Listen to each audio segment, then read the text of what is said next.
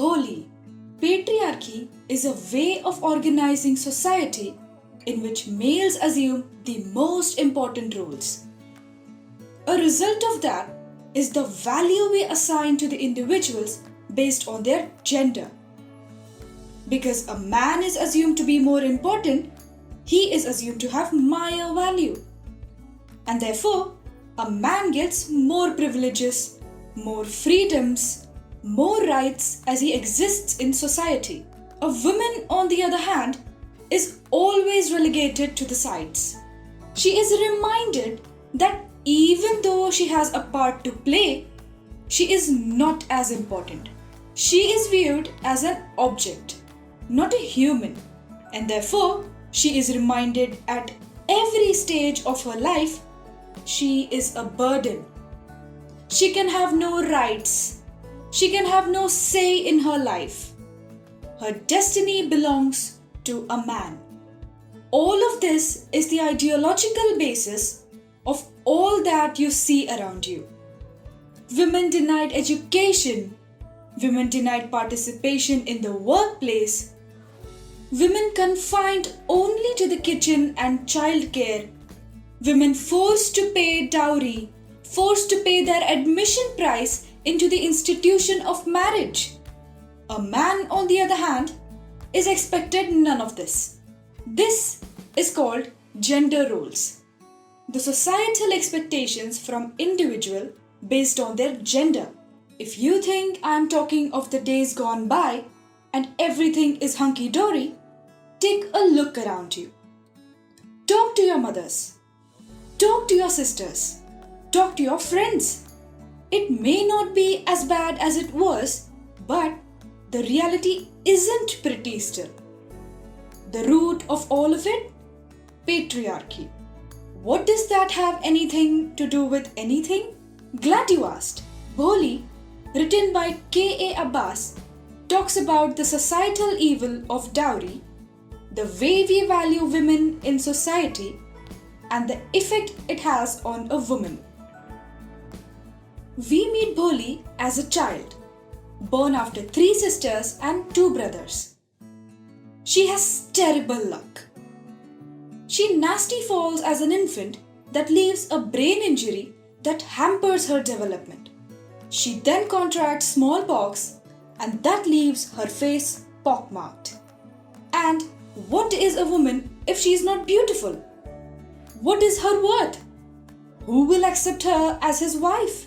As if our value as human beings comes from our usefulness to men, from our outward appearance.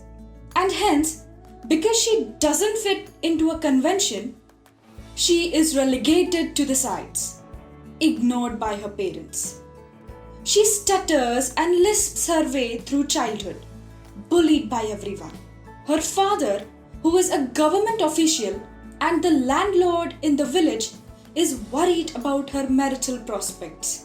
He has married away his eldest daughter, another daughter is engaged, and the third daughter causes him no worry. Bholi's looks and her developmental challenges bother him. After all, how much dowry can he pay? Her 2 brothers, however, are off to cities and reputed educational institutes. The story takes a turn when a girls' school comes to the small village. Being a government official himself, Bholi's father Ramlal is asked to set an example by the Tehsildar to send his daughter to school. Hearing this, her mother gets angry and confronts Bholi's father. What business does a girl have to do with education? Will that change the prospects of her marriage? But Ramlal has been scheming. He wants to kill 2 birds with 1 stone. Let Bholi attend school. She is unlikely to study and score well. Plus, it reduces their burden of caring for her throughout the day. And so, they try to drag Bholi to school. But she refuses. She's scared that, like their cow, they would sell her off too. But when she is given a marginally nice new dress, and cared for the first time in her life, she agrees to go to school. Bholi feels happy and a ray of hope for the first time in her life. School would be a new place full of new people. She could perhaps make friends there. She wouldn't have to be lonely anymore. And so, on the first day, Bholi beams shyly as she takes a tour around the school, taking in the sights. She sits quietly when suddenly her teacher asks her name. Bholi tries unsuccessfully in her first attempt as her stutter and nervousness overcome her. Her teacher encourages her nevertheless, and on the third attempt, Bholi successfully tells the class her name, only because of her teacher's trust in her. When the entire class laughs at her, she cries and cries, dejected. But the teacher still hasn't given up on her. She gives Bholi a book to read and tells her that she will keep giving her books to read till she is the most learned person in the village. Then, no one would dare to make fun of Bholi. Surprised happily at someone placing trust in her for the first time, Bholi's world changes. She feels hope. The world doesn't feel like a terrible place anymore. She sees colors everywhere, and life seems bearable. Even something to look forward to now. The story moves ahead in time by quite some years. The village has now grown into a town. Bholi's parents are now impatient to get her married. And they have had a proposal.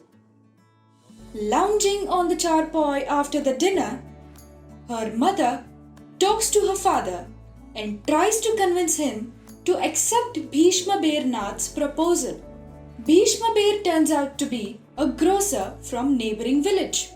He hasn't asked for dowry and is willing to marry Bholi. But would it be right to marry her off to a far older guy? One who is almost Ramlal's age? One who has had children from his previous marriage?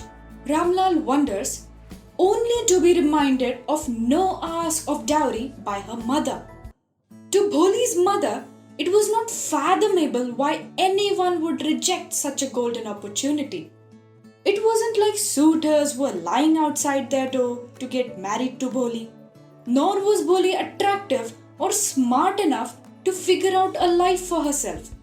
She would at best remain unmarried and at worst be Ramlal and his wife's responsibility their whole life. Who would willingly bear such a burden when there was a remedy available? No, this marriage had to happen, and that was final for Bholi's parents. Bholi heard the entire conversation silently. The day of the wedding arrives in all pomp gaiety. There's a huge celebration happening in the village. Her wedding is a bigger event than any of her sisters, which draws their envy. Bhishma Bear arrives in all his splendor and sits down at the pandal, eager to get married. When Bholi's veil slips off, revealing her face, Bhishma Bear is horrified. He notices the pockmarks and rejects Bholi as his bride, asking for 5,000 rupees in cash in exchange of her hand. Shocked and gutted, Ramlal begs him to not do such a thing to him. It is a matter of his prestige after all. If the wedding didn't go through, how could he save face in front of the village? Bhishma Bear doesn't budge. Instead, growing haughty and proud and villainous with each passing moment, drawing his fragile egomaniac happiness from the anguish he subjects Ramlal to. Ramlal finally concedes and lays the demanded amount at Bhishma Bear's feet.